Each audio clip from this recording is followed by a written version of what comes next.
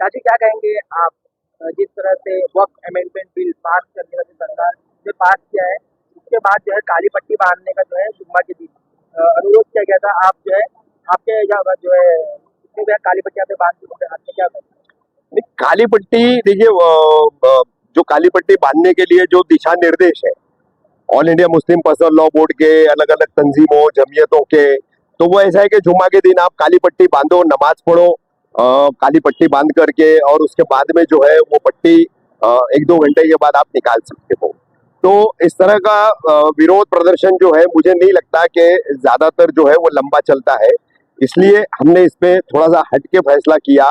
मैं और मेरे सैकड़ों साथी है मुस्लिम समाज के, उसमें कई हमारी खवातीन जो है वो भी शामिल है, कि हम जब तक ये वक्फ संशोधन बिल 2025 चलता रहेगा, उसका विरोध चलता रहेगा, उस विरोध के स्वरूप में जो है हम ये काली पट्टी हमेशा अपने बाजू पर बांधे रहेंगे और अपना एहतजाज जो है वो दर्ज करते रहेंगे।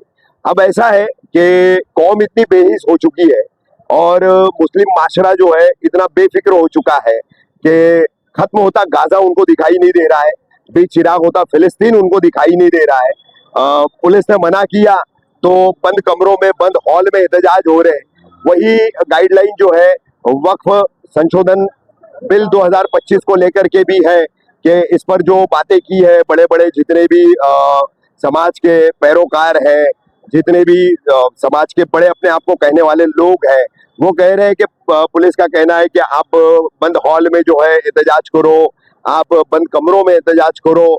तो बंद कमरों में और बंद हॉल में एहतजाज देखेगा कौन? कौन सी सरकार देखने वाली है?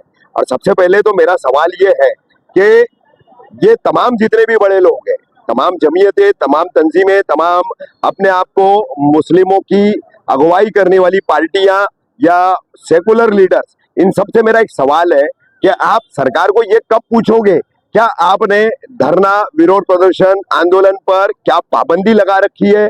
उस तरह का केंद्र सरकार की गृह मंत्रालय ने, राज्य सरकारों की गृह मंत्रालय ने कोई जीआर जारी किया है? ये कब पूछोगे आप? क्या इस देश में अब मुसलमानों को बोलने का हक भी नहीं रहा?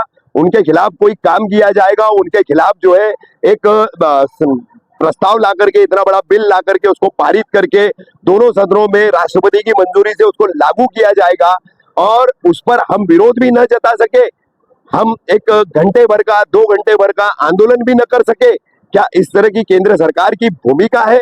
तो इस पर तमाम विपक्षी दल, तमाम मुस्लिम जमीयतें, तमाम मुस्लिम संगठन कब सवाल पूछेंगे? ये मेरा उनसे सवाल है। पट्टी तो मेरी बंधी हुई है, और ये जब तक जो है इस पर कोई फैसला नहीं होता, ये पट्टी उस वक्त तक बंधी रहेगी। कल का बयान है प्राइम मिनिस्टर नरेंद्र मोदी का, जिस तरह से मुस्लिमों को अगर उनके हाथ की जमीन मिलती तो आज मुसलमान जो है पंचर की दुकान नहीं खोलते। नहीं नहीं, ठीक है, देखिए वो कभी बोलते हैं कि कपड़ों से पहचानो, है ना, कभी बोलते हैं कपड़ों से पहचानो, कभी वो लोकसभा चुनाव में बोलते हैं कि कांग्रेस सब कुछ लूट कर मुसलमानों को दे देगी, आपसे ये छीन लेगी, आपका सोना छीन लेगी, आपका वो छीन लेगी, मुसलमानों का दे दी, मुसलमानों को दे देगी। तो आज इतने बड़े हितैषी वो बन रहे हैं मुसलमानों के, तो किस बिना पर बन रहे हैं? पंचर की दुकान की बात वो कर रहे हैं, लेकिन ये बताइए कि इतनी उनको मुसलमानों की फिक्र है, तो मुसलमानों के आर्थिक जो योजनाएं हैं अल्पसंख्यक मंत्रालय के द्वारा चलाई जाने वाली, ह्यूमन रिसोर्सेज मिनिस्ट्री द्वारा, तो उस पर उन्होंने क्यों पाबंदी लगाई? उसको उन्होंने कम क्यों किया? उसमें क्यों काटछाट की? पहले उसका तो जवाब दे दे मोदी जी। बाद में मुसलमान पंक्चर की दुकान लगाने की नौबत नहीं आती, ये बात वो करते तो ज्यादा ठीक रहता। आपने काली पट्टी हाथ में बांधी है, ये आप कब तक बांधने वाले हो? और अभी जो हर जगह आप न्यूज कवरेज लेते हैं, अच्छा भाई आप उस पर बात की जाए। मैं मेरे स्टूडियो से काम कर रहा हूँ, तो मैं काली पट्टी बांध कर ही कर रहा हूँ। मैं कवरेज के लिए यहाँ फील्ड पर आया हूँ, आप तमाम साथी पत्रकारों के साथ, तो काली पट्टी मेरी बंधी हुई है। मैं जहां भी जाऊंगा, मेरे घर में भी रहूंगा, मैं मेरी इबादत गाह में जाऊंगा, मैं न्यूज कवरेज के लिए फील्ड में जाऊंगा, मैं सामाजिक तौर पर भी कहीं जाऊंगा, तो ये काली पट्टी मेरी जो है वक्फ संशोधन बिल 2025 के विरोध में हमेशा बंधी रहेगी, जब तक इस बिल को रद्द नहीं किया जाता, इस बिल में जो प्रस्तावित संशोधन किए गए उन्हें वापस नहीं लिया जाता। यहाँ एक और बात मैं स्पष्ट करना चाहूंगा कि बहुत सारे जो है सरकारी और तरकारी मुसलमान जो है बड़ा चिल्ला रहे, बैनर वैनर लेकर के इंटरव्यूज दे रहे ऐसे पत्रकारों को कि जिनको खुद को वक्फ एक्ट 1995 पता नहीं है और वक्फ संशोधन 2025 जो किए गए उसके प्रावधानों का पता नहीं है, तो वो लोग कह रहे फायदा है फायदा है। मैं मानता हूं वक्फ की प्रॉपर्टीज में काफी गड़बड़ियां की गई है।